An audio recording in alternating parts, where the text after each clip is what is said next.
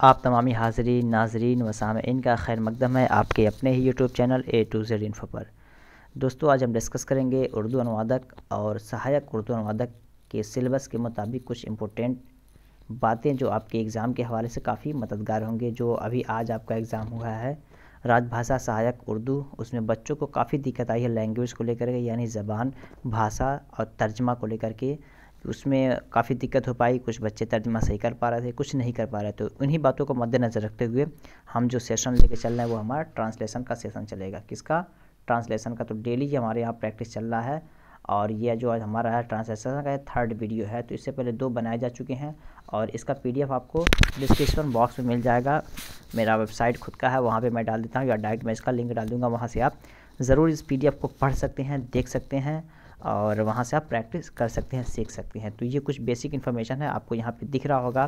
Prepared by A to Z info team, ये खुद का मेरा चैनल है, ठीक है। टारगेट एग्ज़ाम जो है उर्दू अनुवादक, सहायक उर्दू अनुवादक में जो लैंग्वेज है, और अगर फुल प्रिपरेशन करना चाहते हैं आप सारी चीज़ों को, तो इस नंबर पे आप कांटेक्ट करके पता कर सकते हैं 9839742161। चलिए हम चलते हैं सेंटेंसेस की जानिब और समझते चलेंगे। थोड़ा बहुत सेंटेंसेस हम डेली लेकर आते हैं और उसको हम प्रैक्टिस में भी शामिल करते हैं। तो आज का जो हमारा पहला सेंटेंस है वो हम तीनों लैंग्वेज में करते हैं, उर्दू, हिंदी प्लस इंग्लिश। तो पहला जो है, आजकल के समय में निबंध लिखना एक महत्वपूर्ण विषय बन चुका है। ये आपका जुमला है हिंदी में।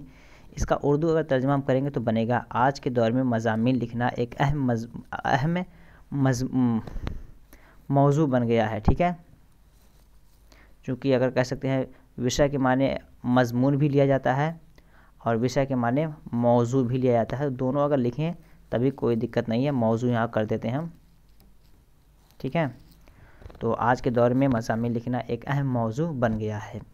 और इंग्लिश में इसी का ट्रांसलेशन देखते हैं तो आपको तीनों Urdu plus Hindi plus English देखते चलना है और इसके अंदर जो अल्फाज इस्तेमाल किए जा रहे हैं वो भी देखना है, ताकि आप सही तरीके से तर्जमा करें और आपका नंबर ना कटे। In today's time, in today's time मतलब आज कल के समय में, इतना हो गया। In today's time writing essays has become an important subject, यानी मज़ामीन लिखना हो गया है एक ख़ास मौजू। सब्जेक्ट के माने मज़ामीन भी इस्तेमाल होता है और आपका मज़मून भी इस्तेमाल होता है, मौजू भी इस्तेमाल होता है। तो ये आपका हो गया।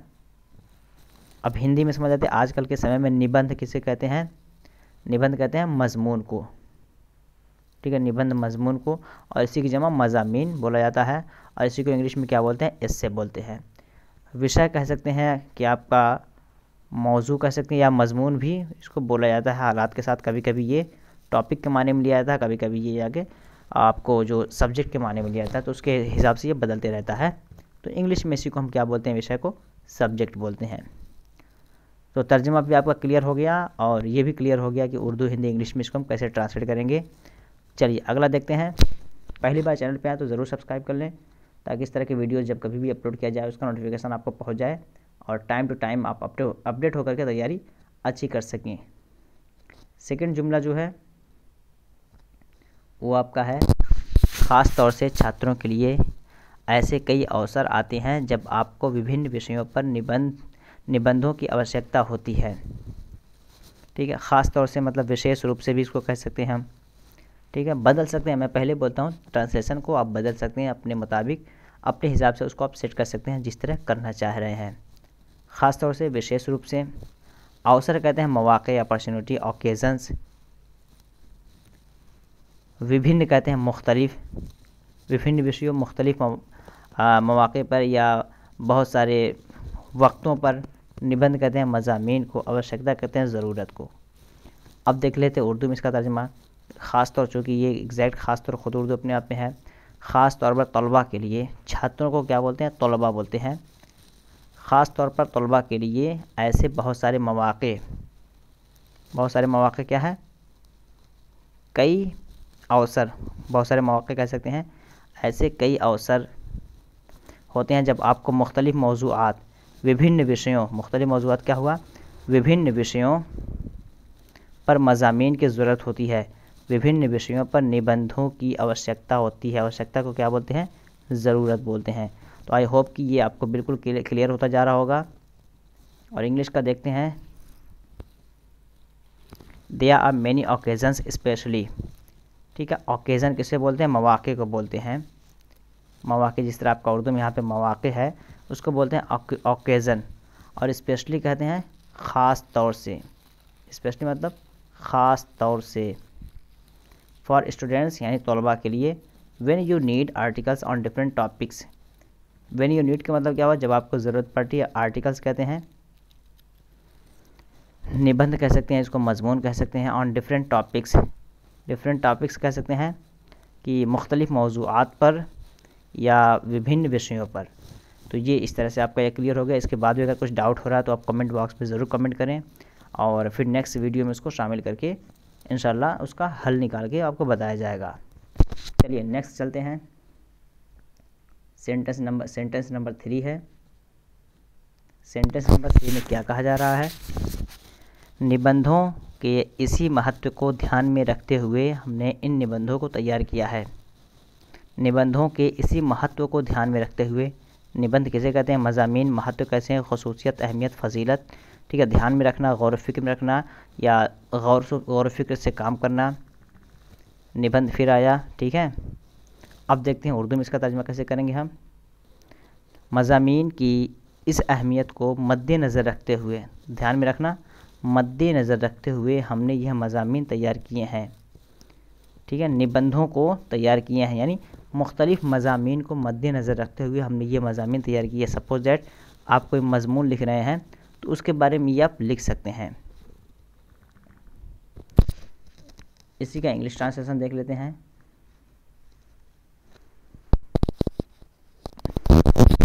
Keeping this importance of essays in mind.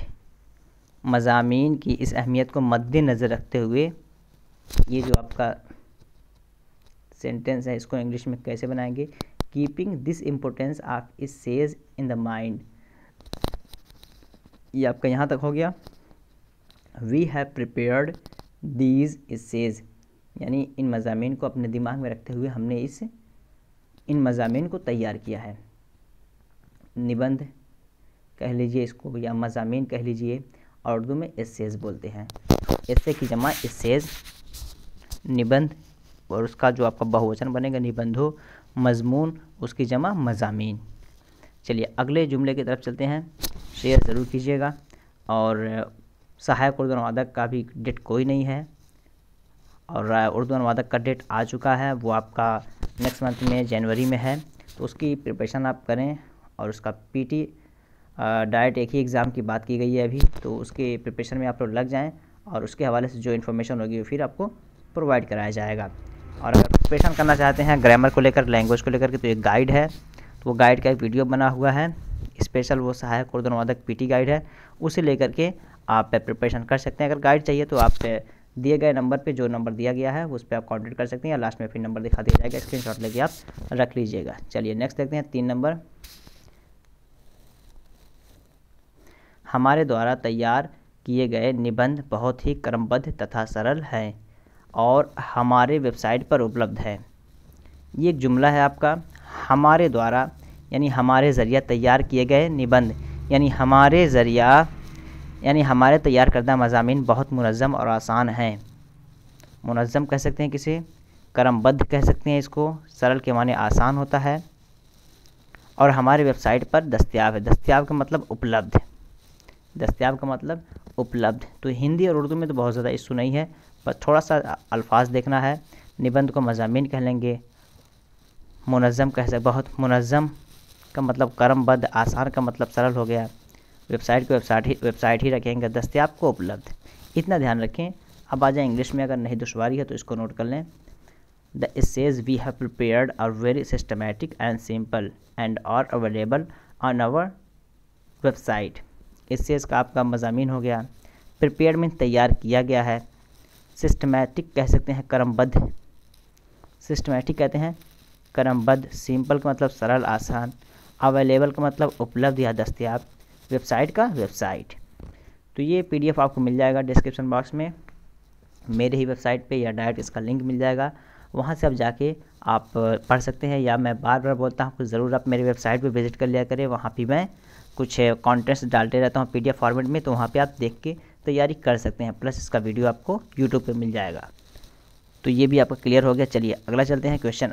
Sentence number आपका, ये आपका सेंटेंस नंबर 4 है, सेंटेंस 4 है। नेक्स्ट है सेंटेंस 5। सेंटेंस 5 आपके सामने है। कई बार लोगों द्वारा यह प्रश्न पूछा जाता है कि आखिर निबंध, कई बार लोगों द्वारा यह प्रश्न पूछा जाता है कि आखिर निबंध क्या है। ठीक है, ये आपका सेंटेंस है, सवालिया जुमले का ये जुमला आपका है। उर्दू में इसको देखते हैं। लोगों द्वारा मतलब लोगों से पूछा जाता है, प्रश्न कहते हैं आपका सवाल के माने में होता है। निबंध को बार बार हम बता चुके हैं, बताने की ज़रूरत नहीं है। कई बार लोगों से यह सवाल पूछा जाता है।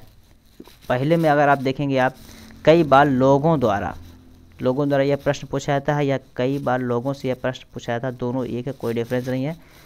मतलब दोनों का एक ही निकलता है कि लोगों से ये बात पूछी जाती है कई बार या लोगों के ज़रिए।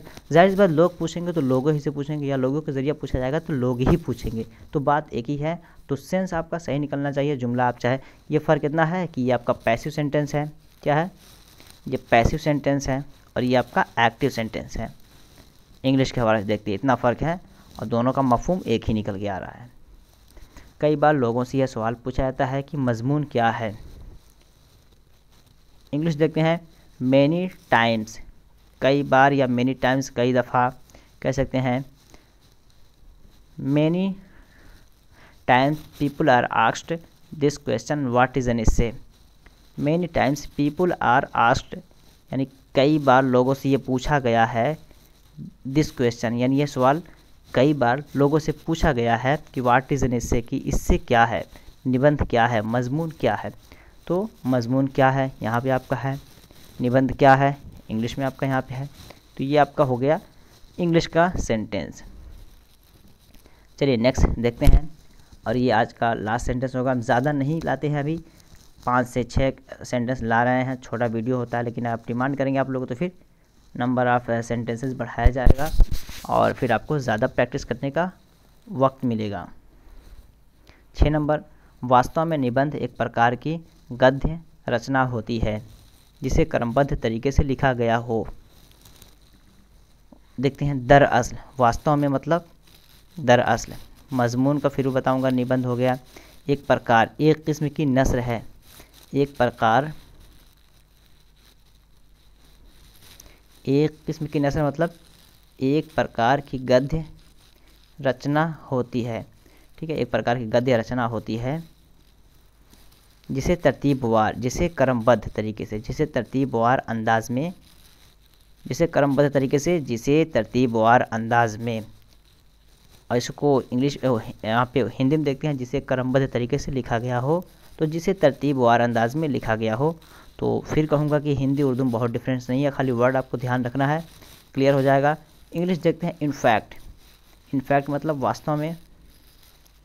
N essay as a type of prose, आपका जो निबंध होता है वो एक तरह का क्या होता है, प्रोज होता है, नस्र होता है। That is written sequentially, sequentially कह सकते हैं कि क्रमबद्ध तरीके से जो चीज़ लिखा जाए, एकदम तरतीबवार लिखा जाए, सही तरीके से लिखा जाए, कि जो जहाँ पे लिखना है वही वर्ड है, जैसे लिखना है वही वर्ड है, एकदम बिल्कुल कह सकते हैं मुनासिब तरीके से जब कोई वर्ड लिखा जाता है तो उसे बोलते हैं सिक्वेंशियली या क्रमबद्ध तरीके से या तरतीबवार अंदाज में।